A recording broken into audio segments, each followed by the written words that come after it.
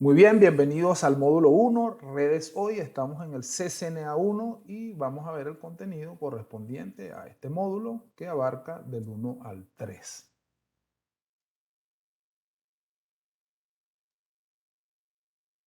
Entonces acá enfrentamos los objetivos del módulo. Este módulo tiene como principales objetivos entender las redes y cómo nos afectan en nuestras vidas, los componentes de la red, la topología y representación de red, tipos comunes de redes, conexiones a Internet, redes confiables, tendencias de red, seguridad de red, el profesional de TI, ¿verdad? Tecnologías de la información. ¿Cómo afectan las redes nuestras vidas? Bueno, esta respuesta es más que evidente, ¿verdad? Las comunicaciones es casi tan importante para nosotros como el aire, el agua, los alimentos y un lugar para vivir, ¿verdad? Evidentemente estamos afectados por las redes en toda situación debido a que hoy en día hablamos de estar conectados, ¿verdad? Estamos conectados a través del celular, estamos conectados a través de internet, estamos conectados en este momento, ¿verdad? Con esta comunicación donde ustedes eh, tenemos esta relación, vamos a decir, tutor-alumno. Entonces aquí es la manera en que esas redes nos afectan también en nuestros sistemas administrativos, nos permiten declarar impuestos y bueno, pues ya todo ese sinfín de uso que hoy en día tienen las redes. Así que el efecto es más que sobreentendido, ¿verdad? De cómo estamos hoy en día afectados por ello. Para ello tenemos un video que vamos a ver, por colocarlo. Y este video lo tenemos en 1.1.1, si no me equivoco. A ver. Mm, ok.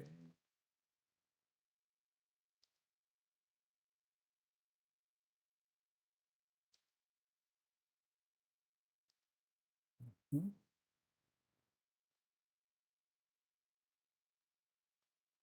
Se descarga. Segundito, ya lo buscamos. Y estamos por aquí con este video. This is the world, always moving. Ok, como les decía, la mayoría de estos videos están en inglés, así que vamos a subtitularlo en español y vamos a tratar de obtener el máximo conocimiento posible, ¿verdad? Un poco mediante la lectura. Ok. This is the world, always moving, always changing. And nowhere is that more true than in technology. From the very start, we've been on a quest to make things easier, move faster, and expand our opportunities. And with each new innovation, the pace of change has only accelerated. To keep up, education has to advance and evolve as well. At Cisco Networking Academy, we believe that powerful learning comes from hands on instruction with real equipment and software. So we're committed to giving our students a real world grounding in today's most valuable skills. We've developed many of our own tools, including simulators that help them test their ideas at scale in different environments. And we keep it real by giving students the chance to test their skills in competitions and hackathons. They receive personalized feedback every step of the way, and not just from instructors. Automated, performance based feedback is an integral part of the learning experience. Our classes are translated in up to 20 languages, making it easier to learn in your own language and share experiences with others around the world. More than technical skills, it's a broad based program focused on creating global problem solvers, ready to move the world forward. Our students become T shaped professionals, meaning they get deep technical knowledge in at least one or two high demand job areas. But they also get the broader range of skills needed to collaborate across related technologies, which makes them even more valuable to potential employers. Preparing students to become the innovators of tomorrow, capable of successfully contributing to multidisciplinary teams that are setting the pace for the future of networking, the Internet of Things, security, programming, and information technology. They learn from the best trained instructors and earn certifications that can get them better jobs, higher pay, and a well rounded career, meeting today's needs and tomorrow's opportunities. There's no saying where technology will take us next, only that the ones leading the way will have the T shaped skills you get at Cisco Networking Academy. It's how academies, educators, and students keep ahead of an ever evolving world. Discover the latest courses and set out on an exciting career journey at netacad.com. Muy bien, entonces allí vemos el efecto, ¿verdad?, que tienen las redes en nuestras vidas, un poco desde la vista de Cisco, ¿verdad? Y cómo ese efecto también nos permite a nosotros grandes oportunidades en diferentes ámbitos de lo que es la tecnología. Así que no solamente cuando estudiamos Cisco estamos hablando única y exclusivamente de cables, conexiones, redes y tal, sino que estamos hablando además de tecnologías como programación, eh, orientadas a desarrollo, desarrollo web, desarrollo de programas, hay programación en redes, seguridad, o sea, es todo un compendio de tecnologías que nos permite, ¿verdad? Entonces el estudio de Cisco a través de Cisco Networking Academy, ¿verdad? Entonces continuamos acá.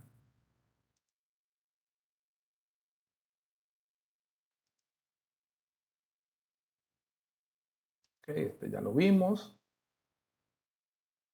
Ok, esta imagen entonces nos plantea allí el alcance de las redes, ¿verdad? Un mundo sin fronteras, comunidades globales, redes humanas. Esas comunidades globales ya nosotros las hemos experimentado, Facebook, Instagram y todo ese proceso de redes sociales, ¿verdad? Acá vamos a una cuestión más técnica que son los componentes de la red. Cada computador en una red se llama host o dispositivo final. Esa fue la respuesta, ¿verdad?, a la pregunta, la primera pregunta que respondimos en el examen, ¿verdad? Entonces allí está. Los servidores son computadoras que proporcionan información a dispositivos finales. Servidores de correo electrónico, servidores web, servidores de archivo. Estos servidores también, a medida que vayamos desarrollando, nos los vamos a ir comprendiendo más. Los clientes son equipos que envían solicitudes a los servidores para recuperar información. Cliente, una palabra muy importante, ¿verdad? Y entender que envían solicitudes. Entonces son palabras claves que debemos entonces tener por allí un poco en memoria, porque de allí vamos a partir para entender el funcionamiento de la red. Páginas web desde un servidor web, correo electrónico desde un servidor de correo, por supuesto. Y aquí tenemos entonces el dibujo. Déjenme poner por acá este apuntador.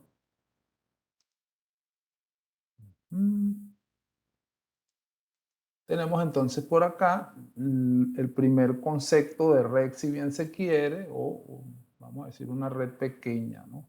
Bueno, déjenme ver, este apuntador no lo manejo todavía muy bien. A ver, ok. Entonces acá tenemos esta pequeña red, ¿verdad? Y básicamente compuesta por un cliente, el internet y un servidor. Una red bastante sencilla. Luego esto lo vamos a ver más en la práctica. Poco para que se vayan quedando con esa topología. Tenemos redes punto a punto. Es posible que un dispositivo sea un cliente y un servidor en una red punto a punto. Este tipo de diseño de red solo se recomienda para redes muy pequeñas. Fíjense entonces que aquí sí tenemos lo que es una primera red, ¿verdad? Una red bastante pequeña, y digamos, lo interesante de esto es que si ustedes se dan cuenta, tenemos la red establecida computadora a computadora, ¿verdad? Y a través de ellas, o en esta red denominada punto a punto, se comparte un dispositivo periférico, en este caso una impresora. ¿Cuáles son las ventajas de esta red? Pues fácil de configurar, menos complejo y la reducción de costos, evidentemente, porque el cable está prácticamente directamente conectado. No necesitamos ningún otro dispositivo, ¿verdad? Pero esto también ya es una red. Eso es lo importante de acá, ¿verdad? Las desventajas: la administración no es centralizada, no son tan seguras, no son escalables y el rendimiento es más lento. ¿Sí? Una red que nosotros pudiéramos implementar quizás en una pequeña bodega, ¿verdad? Donde solamente necesitamos básicamente realizar impresión de algún material, algún Excel, qué sé yo. pero sería algo muy sencillo. Pero de acá partimos realmente de lo que es el concepto de redes, ¿verdad?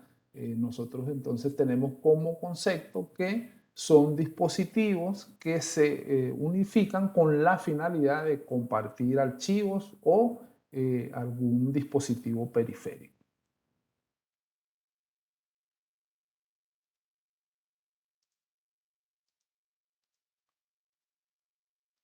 ¿Ok? Continuemos.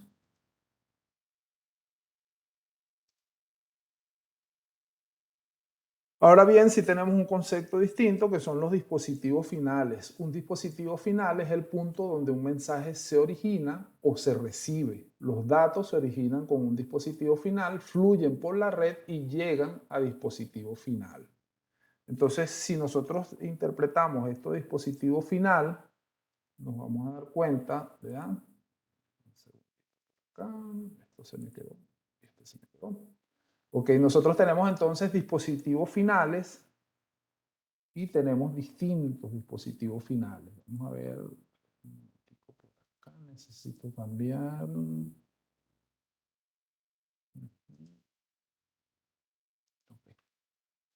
Perfecto. Entonces, como dispositivos finales, aquí tenemos un concepto que vamos a conocer más adelante. Ahora mismo no lo tocamos, pero básicamente dentro de ese concepto LAN vamos a obtener dispositivos finales. En este caso sería una computadora, tenemos un servidor y tenemos un teléfono IP. Y por acá igualmente, ¿verdad? Computadoras, computadoras, computadoras, teléfono IP. ¿Qué agregaríamos aquí? De pronto vamos a decir,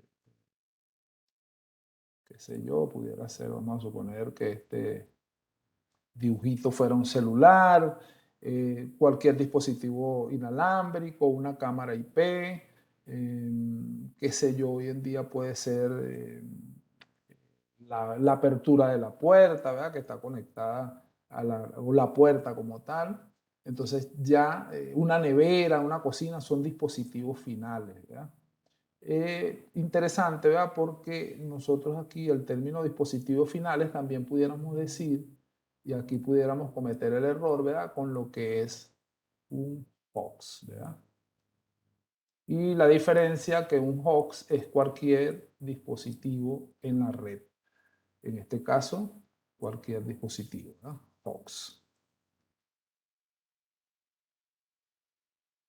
Bien, avancemos.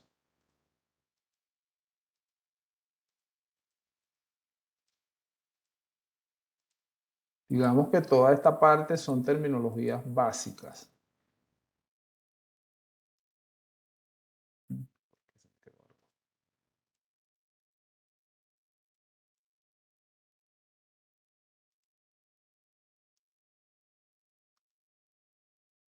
¿Ok? Dispositivos de red intermediarios.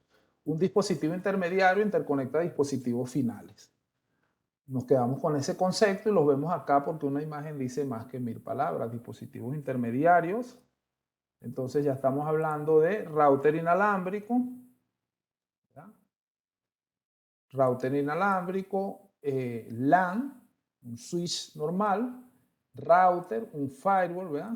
Estos son dispositivos intermediarios. Aquí tenemos un dispositivo interesante que nosotros vamos a conocer más en profundidad, pero por ahora vamos a decir que es un switch, ¿verdad? Es un switch, pero tiene una terminología diferente porque aquí dice multilayer, multicapa, ¿verdad?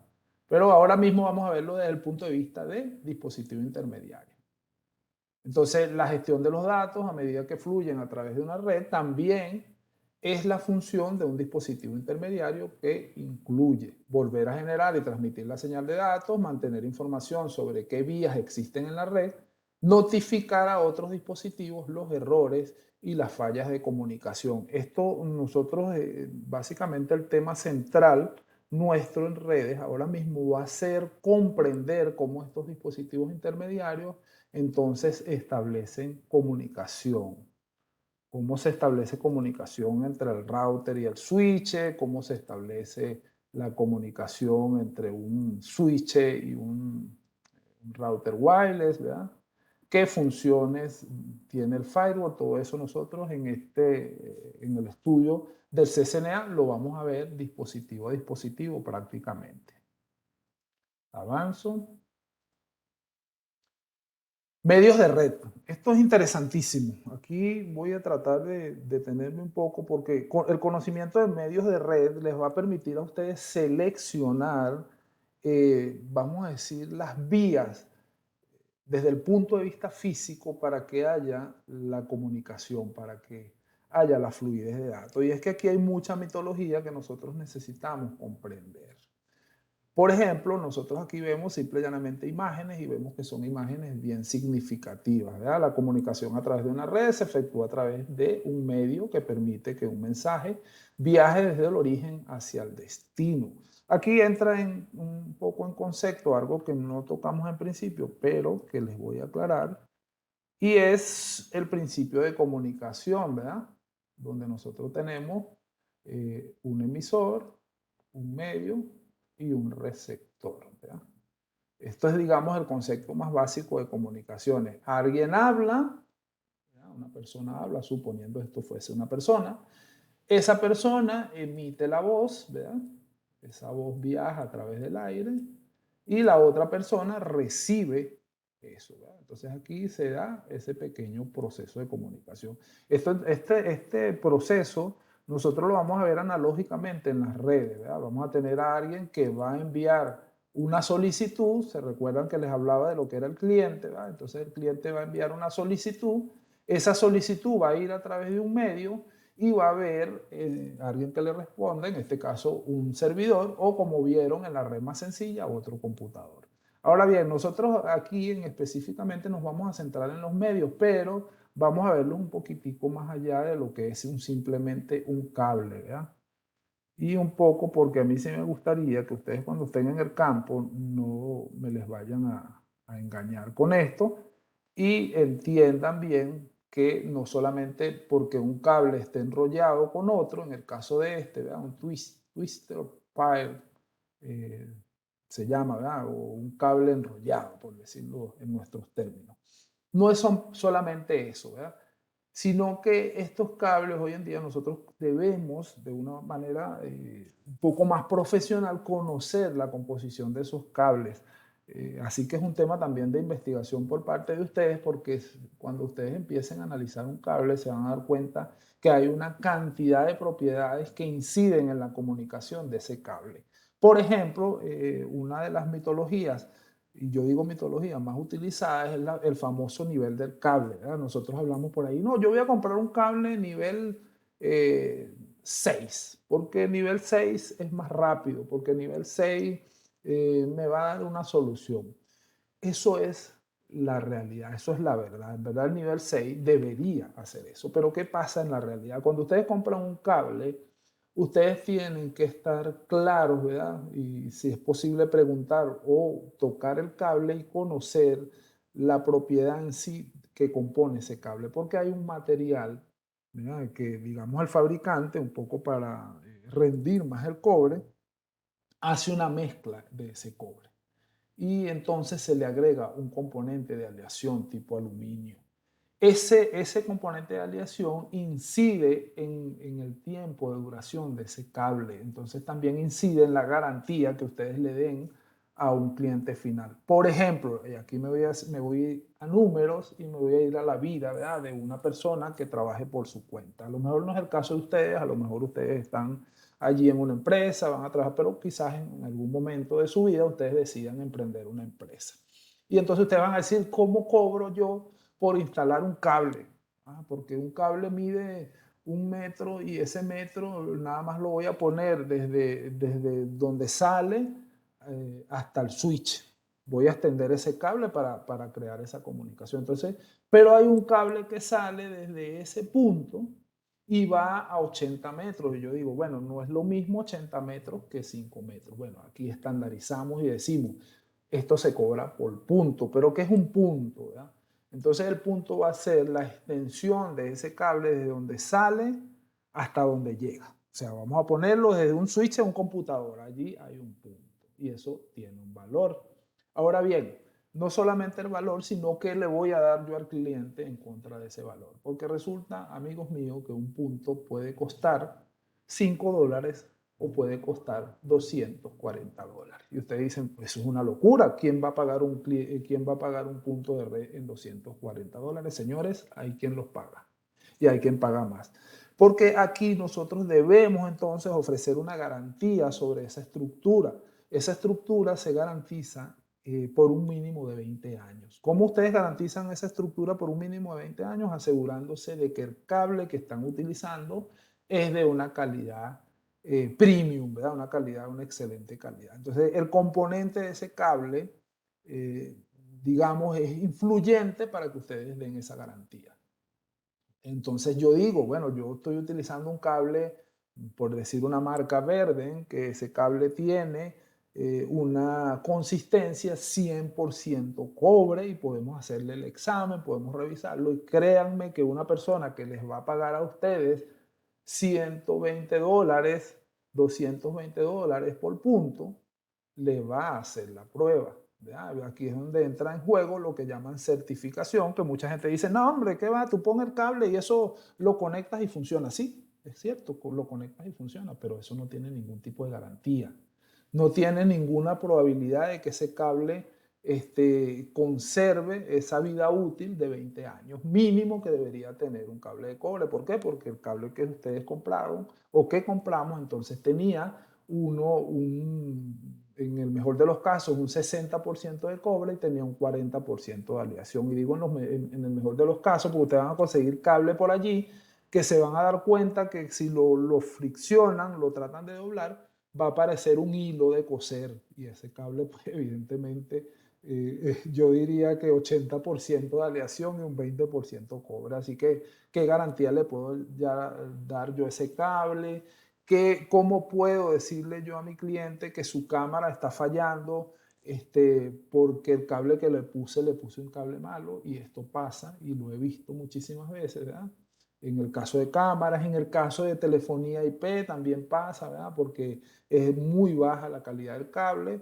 Entonces a mí me dice la norma que si yo voy a colocar un cable de cobre, ese cable de cobre, debo extenderlo hasta un máximo o un mínimo de 100 metros y que allí me va a funcionar. Pero resulta que cuando yo utilizo este cable de aleación a los 10 metros, 20 metros, y vamos a decir, para llevarlo a largo, 30 metros, ya no tengo señalización. Entonces es importantísimo conocer las propiedades del cable, ¿verdad? Luego en este tipo de cables también nos vamos a conseguir que hay cables, digamos, que tienen de alguna manera una cobertura tipo aluminio y hay otros que no. Entonces, ¿por qué de esto? Pues porque hay cables que simple y llanamente resisten el EMI, ¿verdad? Que es la interferencia electromagnética. Entonces estos cables vienen protegidos con esos aluminios para evitar eso. Igualmente hay normativas, por ejemplo, la 569A, si no me equivoco, ¿verdad? Que les dice a ustedes a qué distancia debe estar un cable de red de un cable eléctrico. Entonces esas normativas también inciden en esos cables. No lo vemos acá, pero yo se los dejo como conocimiento y también como curiosidad de investigación para que ustedes se den cuenta que el simple hecho de decir voy a comprar un cable nivel 6 o nivel 5 no me va a solucionar un problema. Yo puedo comprar un cable nivel 5E, 100% cobre, y les garantizo que eso va a tener una frecuencia de 200 MHz igual a la de un cable en nivel 6 de 200 MHz. Y allí nosotros empezamos a caer en esos números megahertz, bit y tal, que vamos a ir aclarando más adelante. Pero entonces sí tomar en cuenta, inclusive fíjense que esto para sus propias casas, para ustedes decir, ah, bueno, es que yo tengo mi computadora conectada a mi router, pero yo quiero obtener más velocidad de mi router. Bueno, ustedes se van a dar cuenta que el simple hecho de cambiar el cable no les va a dar más velocidad, porque también influyen los componentes de su computador. Entonces hay que tener claro bien esos mitos para nosotros no caer en gastos innecesarios y decir, no, yo necesito un cable nivel 7 porque, bueno, y resulta que tu computadora no procesa esa velocidad. Entonces hay que revisar bien esos aspectos. Luego nos conseguimos, ¿verdad?, con el otro medio de transmisión, la fibra óptica, y allí dentro de la fibra óptica también vamos a tener propiedades. Vamos a tener esta fibra monomodo y esta fibra multimodo. Esa fibra monomodo va a tener una manera en que va a transmitir los datos a través de la luz y la multimodo va a tener otra manera. Entonces, acorde a ese modo en que obtengamos la fibra, vamos a obtener más o menores distancias. Una fibra monomodo puede ir a más larga distancia que una fibra multimodo y es simple y llanamente por la manera en que la luz viaja a través de ese hilo de fibra, ¿verdad? En el caso de la fibra multimodo nos vamos a dar cuenta que el viaje de la luz va a ser muy refractivo, o sea, va a ser como que si tuviera espejos arriba y abajo y entonces los datos van a ir, vamos a decir, de una manera eh, análoga, van a ir saltando. Pero en una fibra monomodo, esa luz va a ser más directa y por ende incide en la distancia.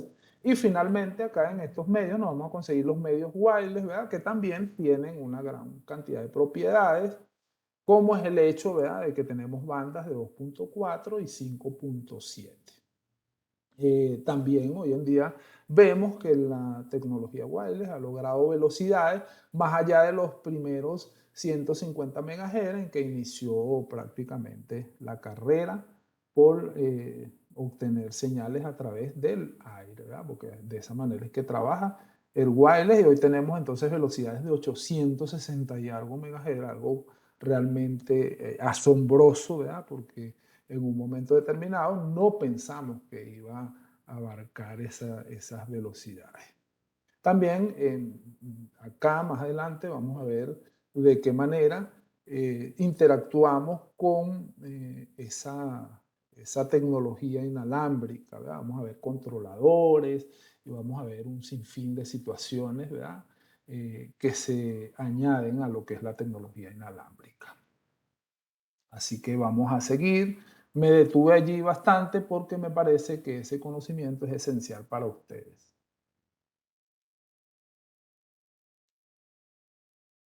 Avancemos. Representaciones de red y topologías. Por aquí dejé algo. ¿Ok?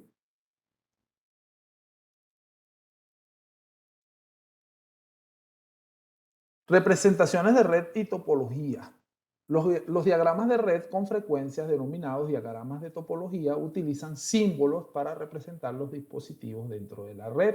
Entonces nosotros estos símbolos es bueno que no es que nos los memoricemos, pero sí que los asociemos, aunque si se dan cuenta son bastante intuitivos.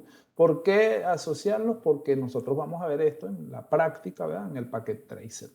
Aquí vemos entonces un computador, aquí vemos una lacto, ¿verdad? Una representación simbólica de una lacto.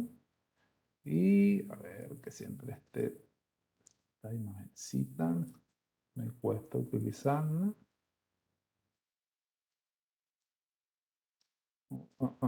No quiere.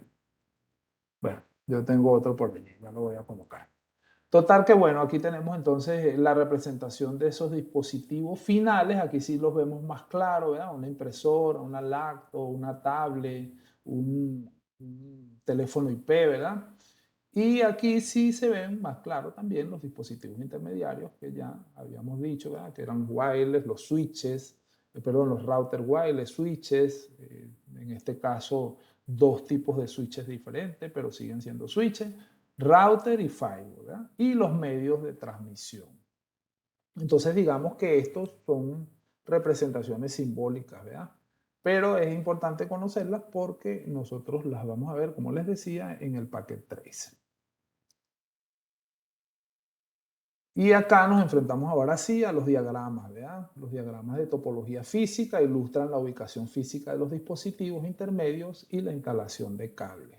Entonces este tipo de diagrama es un poco más significativo porque nosotros vamos a ver eh, o vamos a imaginarnos más o menos la situación de un dispositivo en cuanto a su posición física real digamos, en un ambiente de trabajo. Por ejemplo, aquí vemos nosotros que tenemos un cuarto de servidores, ¿verdad? Y que ese cuarto de servidores, déjenme un segundo por acá, porque si necesito un apuntador y yo uso mi apuntador antiguo, un poco Todavía no me acostumbro al de Webex. Entonces, ok, vamos a ver. Aquí tenemos.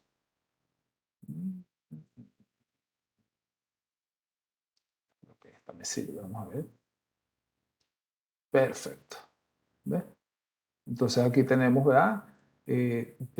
Así debería estar estructurado realmente en forma física el cuarto de trabajo, ¿verdad? Y de esa manera también vamos a tener distribuidos las oficinas, fíjense. ¿Verdad? Entonces este diagrama es el que nosotros llamamos de topología física, ¿verdad? Porque nos ubica realmente físicamente en cómo sería la distribución de dispositivos intermedios finales, así como los medios en un ambiente de trabajo. Eso tiene un nombre que denominamos LAN, ¿verdad? Que luego vamos a ir aclarando ese nombre. Y de otro punto de vista tenemos la topología lógica, ¿verdad? Esta topología lógica entonces nos va a llevar a nuestro primer tropiezo con lo que es la matemática de redes. Aquí entonces nosotros vamos a empezar a ver ya que no solamente tenemos esta distribución física, ¿verdad? De cómo están colocados los equipos, sino que ahora vemos, ¿verdad? Que tienen este numerito que está aquí, 192.168.10.0, así que bienvenidos a el primer contacto con la matemática de redes, ¿verdad? Que es una matemática bastante sencilla y que la vamos también a estudiar en profundidad. Pero ahora mismo quiero que ustedes relacionen la topología lógica, ¿verdad? Con esos numeritos que están aquí. Fíjense, por aquí tengo un F0, slot 1, y acá otro, y acá otro, y acá otro, y pues si se dan cuenta vamos a tener ese numerito por muchas partes. Vamos a darnos cuenta que en cada uno de esas posiciones es diferente, ¿verdad? Entonces, la topología lógica lo que nos quiere decir, ¿verdad? Es cómo o dónde está un equipo, pero con referencia a ese número, vamos a suponer, o vamos a hacer una analogía con el número telefónico de un celular.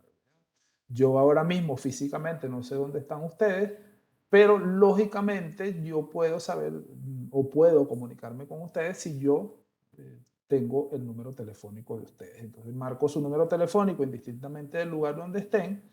Entonces, digamos que yo tengo su ubicación lógica, ¿verdad? Porque ese es su número telefónico. Eso es lo que quiere decir lógico. Mientras que físico nos sitúa tal cual en el plano físico.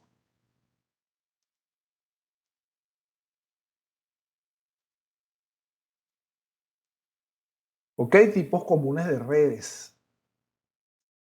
Y aquí, si no me equivoco, vamos a tocar por allí, ya casi tocamos el término LAN. Aquí tenemos redes y las vamos a clasificar según su posición geográfica, ¿verdad?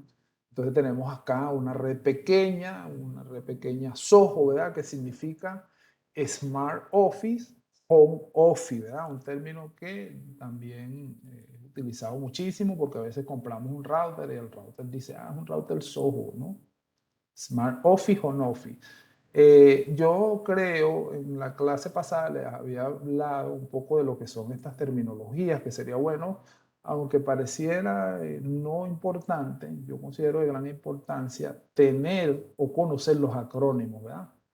Siempre es importante porque nos sitúa en base inclusive a una pregunta. Aquí tenemos SOHO, ¿verdad? Que serían, como les decía, Small Office, Home Office, y tenemos redes medianas y redes grandes. Y allí vamos entonces a ver lo que son la clasificación de esas redes.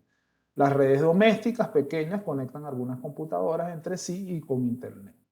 Bueno, tal es el caso de nuestros hogares, ¿verdad? Las oficinas pequeñas y las oficinas en el hogar permiten que una computadora dentro de una oficina, en el hogar o en una oficina remota, se conecten a una red corporativa. Las redes medianas a grandes incluyen muchos lugares con clientes o miles de computadoras interconectadas. Y finalmente, redes mundiales conectan clientes de millones de computadoras en todo el mundo como Internet. Nosotros, digamos, fíjense, ya nosotros aquí podemos inclusive ya ubicarnos en el campo de trabajo, en qué área nosotros o podemos ir eligiendo dónde queremos desenvolvernos. Nosotros podemos interactuar en el trabajo, bien sea con redes pequeñas, con redes medianas o inclusive con redes mundiales, dependiendo del nivel de trabajo o que nosotros queramos implementar, el nivel profesional.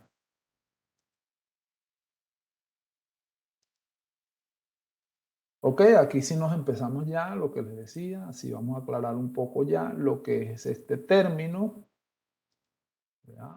LAN y WAN. Aquí tenemos digamos, otros dos caminos profesionales, ¿verdad? Yo puedo dedicarme a las LAN o yo me puedo dedicar a las WAN, o a ambas, ¿verdad?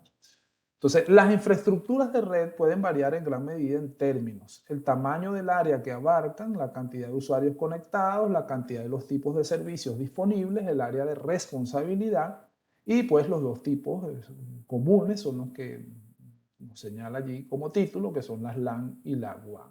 Entonces acá nos hace una pequeña separación por colores para distinguir entre lo que es una LAN y una WAN. Y es que vemos acá, ¿verdad?, que una LAN abarca, ¿verdad?, en este caso, en este caso, vamos a decir una pequeña oficina, ¿verdad? Entonces, cuando tenemos esta pequeña oficina y esa tiene una tablet, tiene una portátil y tiene otro dispositivo conectado a través de un router inalámbrico, entonces nosotros tenemos una LAN, ¿verdad? Esto se aplica el concepto de LAN. Mientras que la WAN, si nos damos cuenta, la WAN lo que hace es interconectar esas LAN entre sí, ¿verdad? Porque nosotros necesitamos comunicarnos de nuestra oficina con un servidor, en este caso, por ejemplo, Google. Entonces nosotros, para hacer eso, salimos de la LAN, lo hacemos a través de nuestro router e ingresamos a lo que llaman nube, al cloud, ¿verdad?, que no es más que una serie de routers que nos van a comunicar al servicio que nosotros requerimos. Entonces acá tenemos un home office, pero acá tenemos una red LAN un poco más grande, ¿verdad? En este caso es la central de una oficina, ¿no?, o una empresa. Y allí vemos entonces que esa red LAN es un poco, vamos a decir, un poquito más compleja, ¿verdad?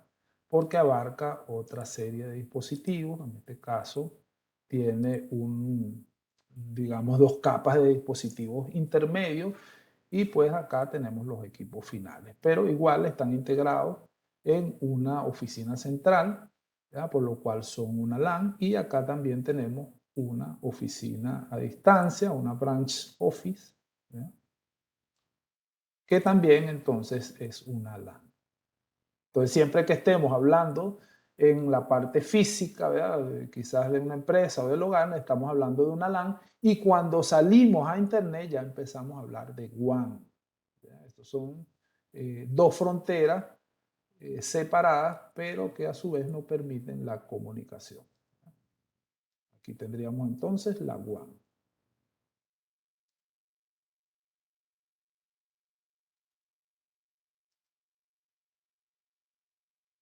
LAN y WAN continuación. Bueno, aquí básicamente de LAN y WAN lo que nos hacen son aclaraciones, ¿verdad? Las LAN interconectan dispositivos finales en un área limitada, administrado por una sola organización o individuo, proporcionan ancho de banda de alta velocidad a dispositivos internos. Fíjense que acá el ancho de banda es incidente única y exclusivamente interno, y aquí es donde entran digamos, lo que nosotros podemos hacer para que esa red sea óptima, ¿verdad? Aquí nosotros elegimos entonces el hardware necesario, el medio necesario y el dispositivo intermedio, pero básicamente con finalidad de darle velocidad interna a nuestra red. Ojo que velocidad interna no es lo mismo que velocidad externa, que va a depender básicamente de nuestro proveedor de internet. Pero nosotros acá podemos hacer que esa red sea óptima, ¿verdad?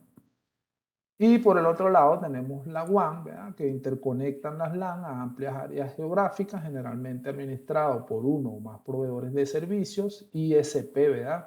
Internet Service Provider, ¿verdad?, proveedores de Internet. Por lo general proporciona enlaces de menor velocidad entre las LAN. Era lo que les decía, si nosotros no podemos hacer mucho, ¿verdad?, desde el punto de vista de la LAN, si nosotros somos administradores de la LAN, para darle velocidad a una red que no tenga un ancho de banda necesario o amplio según el consumo de las LAN. Entonces aquí influye ya el proveedor, ¿verdad? Y la interacción en este caso de nosotros como administradores de red con ellos, de decir tanto digamos, a quien es el encargado de proporcionar el capital para que se aumente ese ancho de banda, cómo obtener ese mejor servicio para nuestra empresa o para nuestro hogar.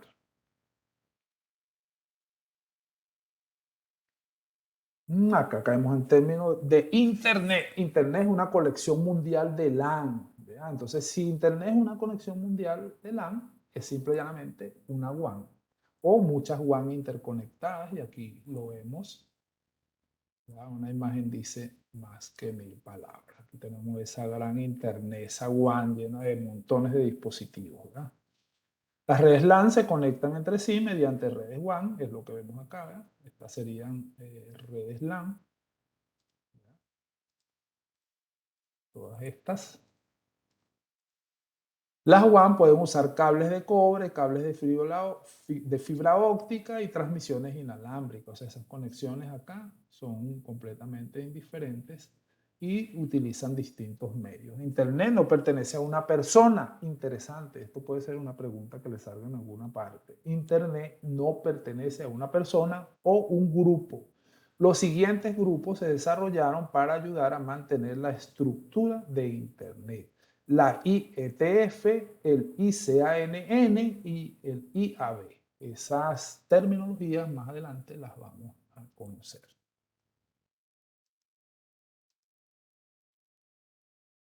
Aquí ahora nos ubicamos, ¿verdad?, en otros términos, ¿verdad?, desde el punto de vista de intranet y extranet. Una intranet es una colección privada de LAN y WAN internas de una organización que debe ser accesible solo para los miembros de la organización u otros con autorización. Una organización puede utilizar una red extranet para proporcionar un acceso seguro a su red por parte de personas que trabajan para otras organizaciones y que necesitan tener acceso a sus datos en su red. Básicamente esto lo que nos brinda son capas de acceso, ¿verdad?, para que exista seguridad en la red. Entonces, en un momento determinado, alguien que necesita accesar a nuestra empresa, simple y llanamente, lo puede hacer a nuestra extranet, ¿verdad? Mientras que alguien, digamos, que tiene mayor confianza, entonces tiene unos accesos a nuestra intranet, ¿verdad?, a nuestra red más privada, más interna. Entonces, básicamente son capas de separación. Conexiones a Internet, tecnologías de acceso a Internet. Hay muchas formas de conectar usuarios, organizaciones a Internet. Los servicios más utilizados para los usuarios domésticos y las oficinas pequeñas incluyen banda ancha por cable, banda ancha por línea de suscriptor digital DSL, Digital Subscriber Line, ¿verdad? Pero esto ya casi no digamos que tiende a desaparecer. Redes WAN inalámbricas y servicios móviles. Redes WAN inalámbricas todavía, y creo que ahora mismo tienen crecimiento, y los servicios móviles, ¿verdad?, que son nuestros accesos desde el celular. Las organizaciones necesitan conexiones más rápidas para admitir los teléfonos IP, las videoconferencias y el almacenamiento del centro de datos. Por lo general, los proveedores de servicio, en este caso pone service providers, o quienes proporcionan esas interconexiones, ¿verdad? Son ellos los que nos dan entonces velocidades, anchos de banda, para cubrir hoy en día lo que se denominan redes convergentes, otro término que vamos a calar por allí a medida que nos vamos desarrollando. Home and Small Office Connection de Internet. Bueno, estas son, digamos, las tecnologías que utilizamos para conectarnos en nuestros hogares, y ya los vimos un poquito en la diapositiva anterior. Únicamente que aquí nos centra, ¿verdad?, en las conexiones, que si se dan cuenta son los medios como tales, ¿verdad?, el cable, el DSL, la red celular, satélite y teléfonos de marcación. Negocios y conexiones a Internet. Entonces acá vemos otro tipo de conexiones y un poco más, digamos, que proporcionan señalización a más larga distancia, ¿verdad? Vemos, por ejemplo, aquí Laser Line, Metro Ethernet, Business DSL y satelitales, ¿verdad? Serían conexiones más bien utilizadas por empresas a una escala mayor. Bueno, líneas dedicadas arrendadas, esto prácticamente no está o está más en desuso, tiende al desuso. ¿Verdad? Las WAN Ethernet sí siguen con vigencia. El DSL para negocios, tampoco, vamos a decir que digital señal line, algo así, no tampoco ahora mismo en uso, más bien satelital todavía sí hay conexiones, ¿verdad? O sí las utilizan los negocios. O ya hoy en día lo que es banda ancha. Redes convergentes, un término interesante, ¿verdad? Que se refiere básicamente a que nosotros hoy en día tenemos toda la comunicación a través de un medio. Ahora bien, esta comunicación a través de un medio aquí demanda más conocimiento sobre nosotros de cómo manejar, por ejemplo, los anchos de banda a través de los medios, porque nosotros hoy en día en esas redes convergentes a través de un cable podemos estar pasando datos, voz y video a través de un solo cable, ¿verdad? Antes de las redes convergentes, una organización habría sido cableada por separado para el teléfono, el video y los datos. O sea, se colocaba un cable y ese cable simple y llanamente conectaba solamente los computadores, ¿verdad? Viéndolo desde el punto de vista de datos. Entonces teníamos esa comunicación, ¿verdad? De computadores. Entonces era un cable para esto y luego teníamos un cable, ¿verdad? Que conectaba la telefonía y teníamos un cable que conectaba el video, ¿verdad? Esto ya es algo, bueno, que si se implementa, ya quizás es un poco por desconocimiento, porque aquí sí cobra importancia el medio que utilicemos. Evidentemente, en la actualidad tenemos medios muchísimo más desarrollados, como es el caso de la fibra óptica, o tenemos cables de cobre, y aquí sí incide, ¿verdad? El cobre, porque si yo voy a tener una red convergente donde voy a pasar datos, videos y voz, entonces sí ese medio tiene que ser, vamos a decir, más robusto, tiene que estar mejor constituido, ¿no? Y cuando hablo de constituido, hablo de la calidad del medio y de su ancho de banda. Entonces yo voy a utilizar quizás un cable de 1 gigabit, ¿verdad? Eh, y para hacer eso, entonces necesito conocer bien las propiedades de ese cable y su calidad. ¿Para qué? Para que esta red sea óptima. Entonces ha ocurrido en algunas empresas donde viene alguien y dice, ah, no te preocupes, nosotros te conectamos el sistema de cámaras, no vas a necesitar cambiar tus cables. Sí, evidentemente lo pueden hacer, pero cuando encienden las cámaras, entonces ocurre el gran desastre, ¿verdad? Se cae por aquí, empieza a fallar las computadoras no tienen mucha información, la telefonía se pone muy lenta y tal, y es porque resulta que el video, sobre todo el de cámara web, el de cámaras de seguridad, está transmitiendo en todo momento, ¿verdad? Y demanda muchísimo ancho de banda. Entonces nosotros vamos a estudiar aquí cómo hacer, ¿verdad? Que ese video siga funcionando por ese cable, pero que utilice, vamos a decir, un ancho de banda que nosotros podamos administrar con la ideología de que se mantenga la red estable. Así que no se trata simple y llanamente de llegar y colocar el dispositivo, pues ya tengo el cableado y ya listo, todo funciona bien. Han habido muchísimos problemas por ello, ¿verdad? Algunas empresas han perdido dinero y eso porque la persona que está haciendo la implementación no está mintiendo porque sí funciona el video, pero se consume el ancho de banda de los demás servicios. Entonces, un poco, eh, digamos, entender cómo estas redes convergentes nosotros debemos o podemos administrarlas.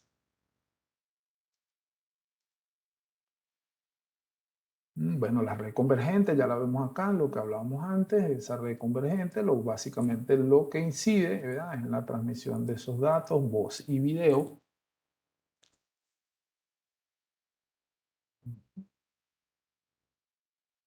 Ok.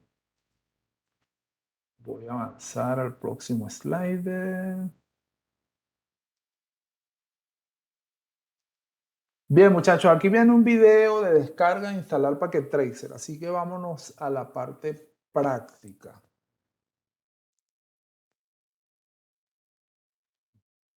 Déjenme anotar por acá.